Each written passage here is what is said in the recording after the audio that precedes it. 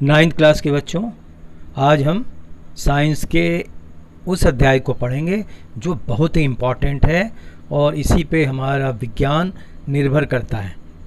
क्या है चैप्टर का नाम? परमाणु की संरचना, स्ट्रक्चर ऑफ एटम्स। ओके बेटा, और ये है अध्याय 4।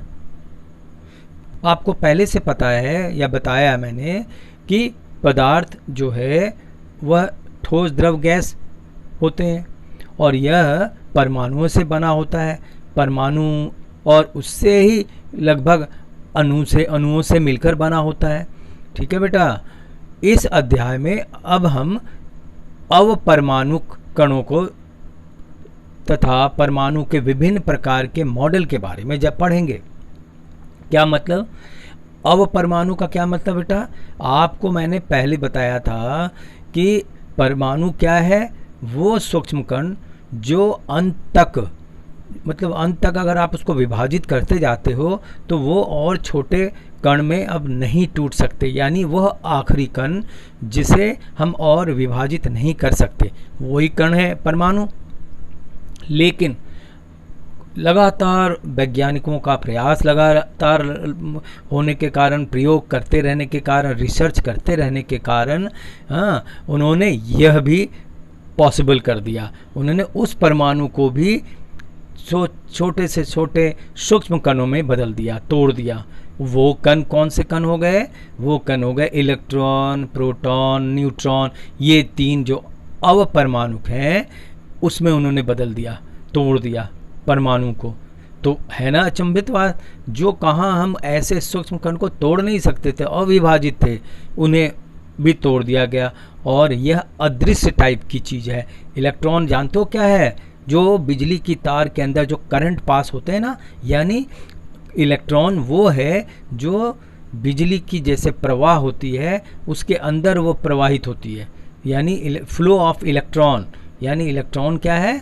एक प्रवाह है जो बिजली के तारों में जो हमें ना दिखती है, अदृश्य होती है। और तो बेटा ये उन वैज्ञानिकों ने अपना जो प्रयास है उसके द्वारा उन्होंने कर दिखाया, साबित कर दिया। ठीक है, और इसके कारण से हुआ क्या? इसके कारण से ये हुआ कि जो डाल्टन ने जो सिद्धांत दिया था वो गलत हो गया। तो ये तो मैंने आपको सारांश मैंने आपको दिया। अब हम पढ़ते हैं बेटा इस चैप्टर जो तुम्हारे हैं, बुक खोला है ना, बुक में देखो ये जो चैप्टर है उसके मुख्य चीज़ जो आपको जानना चाहिए और पेपर में पूछे जाते हैं तो वो आपको जानना है, सुनना है आपको और फिर फेयर कॉपी में करना है। ठीक है, तो पदार्थ परमाणुओं तथा अणुओं से मिलकर बना है। इस अध्याय में हम क्या पढ़ रहे हैं? अब परमाणुिक कणों तथा परमाणु के विभिन्न मॉडल को, जो अन्य डिफरेंट जो वैज्ञानिक हुए जिन्होंने प्रयोग किया, उन्होंने अपनी तरफ से कल्पना करके अब वो दिखाया, बताया। इनमें ये सूक्ष्म कण परमाणु के भीतर किस प्रकार से सजे होते हैं। सूक्ष्म कण कौन से सूक्ष्म कण? बेटा वही जिसका नाम मैंने बताया, इलेक्ट्रॉन, प्रोटॉन, यानी अवपरमाणुक किस प्रकार से परमाणु के भीतर सजे होते हैं। ठीक है, उसके बारे में उन्होंने बताया 19वीं शताब्दी में। ठीक है बेटा, यानी 19वीं शताब्दी खत्म होने वाली थी में वैज्ञानिकों के लगातार प्रयोग करते जाने से और करते रहने के कारण, क्योंकि उस वक्त एडवांसमेंट आ गए थे, आधुनिकता आ गई थी, तरह तरह के प्रयोग करने की सामग्री आ गई थी, तो उसके दौरान उन्हें सुविधा भी हुई। तो परमाणुओं की संरचना एवं गुणों को उन्होंने समझाया।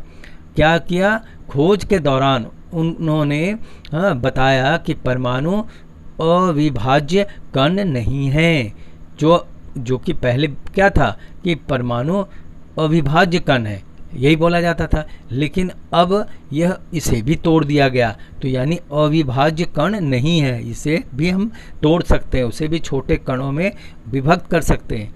बल्कि यह और भी छोटे कणों से बना होता है। कौन? परमाणु।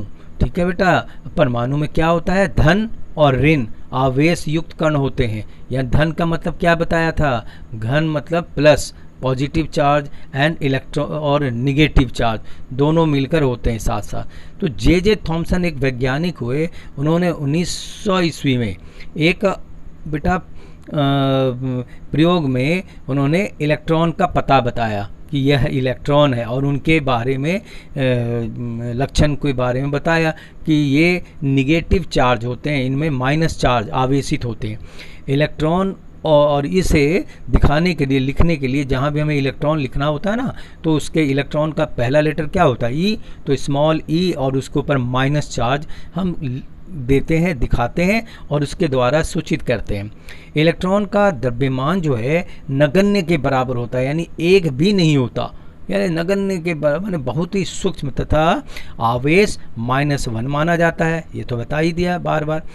इससे पहले बेटा जब ये इसकी खोज हुई या इसके बारे में जानकारी दी गई, जे थॉमसन से पहले एक वैज्ञानिक गोल्डस्टीन, बेटा पूरा नाम ई गोल्डस्टीन, जिन्होंने इनसे पहले 1886 में ही उन्होंने एक प्रयोग के दौरान कैनाल रे का पता बताया, ठीक है। और वह कैनाल रे धन आवेशित कण होती है, और यह धन आवेशित कण की खोज किसने की? ई गोल्डस्टीन ने।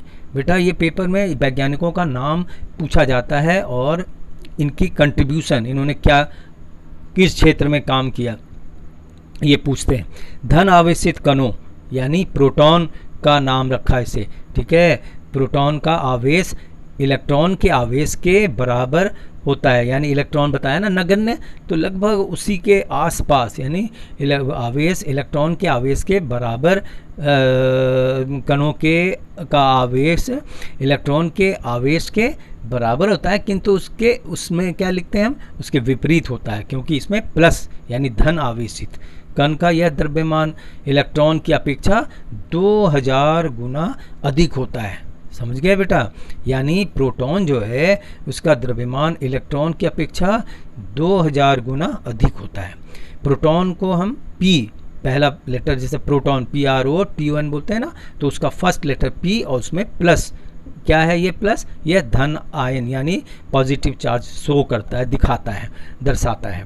प्रोटॉन का द्रव्यमान एक इकाई तथा इसके आवेश +1 द्वारा लिखा जाता है, लिया जाता है। इस प्रकार से यह क्या हुआ बेटा? प्रोटॉन दूसरा अवपरमाणुविक कण हो गए, ठीक है। और पहला कौन सा हुआ? पहला हुआ इलेक्ट्रॉन, तो दूसरा अवपरमाणुविक कौन सा हुआ? प्रोटॉन। ओके बेटा, प्रोटॉन जो है प्रोटॉन और इलेक्ट्रॉन ये दोनों साथ होते हैं बेटा, तो इसलिए क्या होता है? परमाणु में प्रोटॉन और इलेक्ट्रॉन दोनों जुड़े होते हैं, तो इसलिए हम इसको कह सकते हैं कि प्रोटॉन और इलेक्ट्रॉन से निर्मित होता है। जो आवेशों के मिलने से, जो आवेशों के आवेश कौन से प्लस और माइनस के मिलने से संतुलित रहते हैं, यानी ये कह सकते हो इक्विलिब्रियम रहते हैं, संतुलित रहते हैं। वैज्ञानिकों के अनुसार प्रोटॉन परमाणु के सबसे भीतरी भाग में होता है, ठीक है बेटा।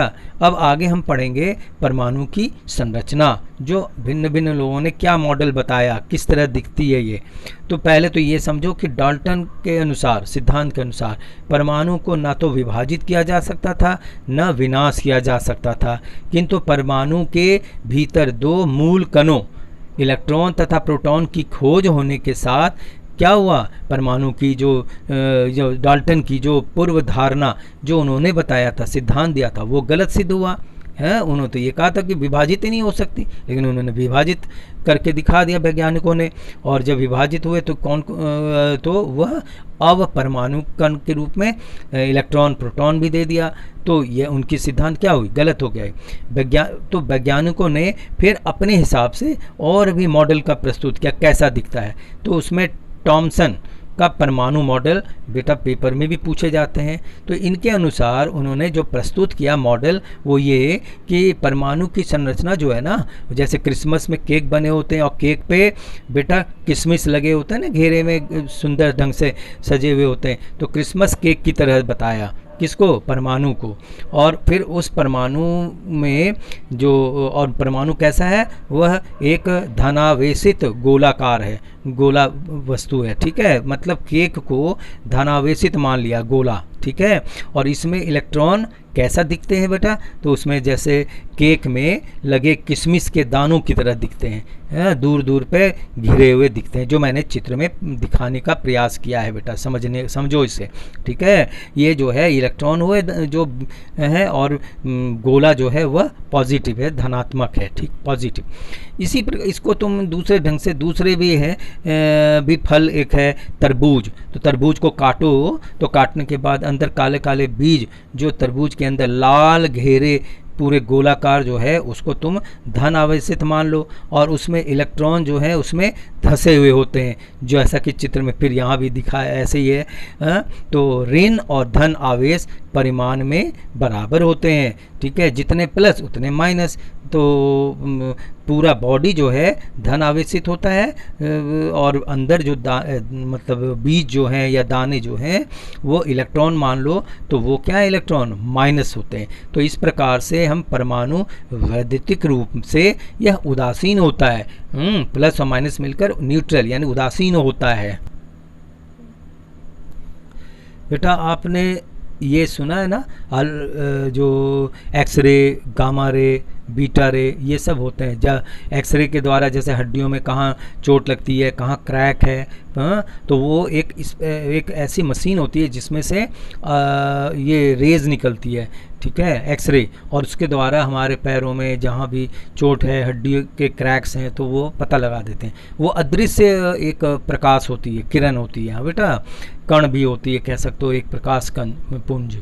तो रदरफोर्ड का परमाणु मॉडल उन्होंने जो एक दूसरे जो वैज्ञानिक हुए, तो उन्होंने दिया, अपना मॉडल दिया, पेपर में बहुत ही इंपॉर्टेंट है बेटा, पेपर में आते हैं, पूछे जाते हैं। तो बेटा रदरफोर्ड ने इस प्रयोग को या उसके मॉडल को इस प्रकार से देखा, क्या किया उन्होंने रदरफोर्ड ने प्रयोग करके देखा कि इन्होंने तीव्र गति से चल रहे, जैसे मैंने अभी बताया ना, अल्फा रे, बीटा रे, गामा रे, एक्स रे, तो ऐसे इन्होंने अल्फा रे को लिया जो बहुत स्पीड चलती है बेटा। तो अल्फा कणों को सोने की पन्नी से, बहुत छोटे छोटे छोटे छोटे, सोना जो होता है बेटा उसकी जो ये है वो छोटे छोटे परमाणु में विभक्त किए जा सकते हैं, छोटे छोटे परमाणु उसके बहुत साफ स्पष्ट होते हैं। तो उसमें से होकर टकराया, तो सोने की पन्नी से टकराया, तो क्या हुआ, अल्फा कण जो द्विआवेशित बेटा यानी डबल पॉजिटिव होते हैं बेटा, हीलियम नाभिक होते हैं, जिनका द्रव्यमान 4 एटॉमिक मास यूनिट होता है और जिनका आवेश +2 होता है, उसके माध्यम से उन्होंने प्रयोग किया। उसकी क्या किया, उस तीव्र गति से चलने वाले कणों को सोने के पन्नी में या सोने के परमाणु से होकर गुजरने दिया, ठीक है बेटा। तो ऐसा करने से उन्हें क्या देखने को मिला बेटा, तो मैं उसी को शब्दों में बोल रहा हूँ बेटा। तीव्र गति से चल रहे जो अधिकांश अल्फा जो कण है बेटा, जो सीधी रफ्तार में जाती है, तो सोने के पन्नी से सीधे निकल गए एकदम आर पार, मतलब जो परमाणु है उससे होते हुए अंदर से घुसकर बाहर की तरफ निकल गई, सीधी चली गई।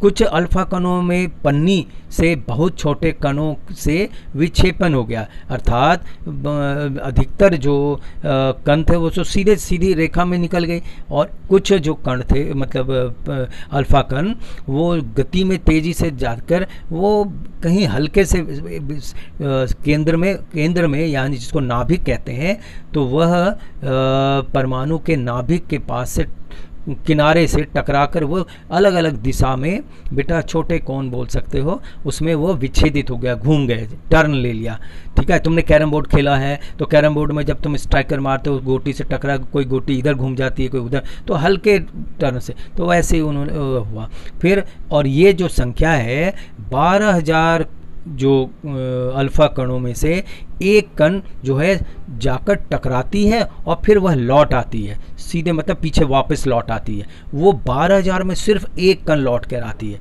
तो और जो सारे जो कण है वो सीधी चली जा रही है, यानी कि उसके बीच में रिक्त स्थान है, तभी तो वो सीधी होकर गैप निकल जाती है, गुजर जाती है।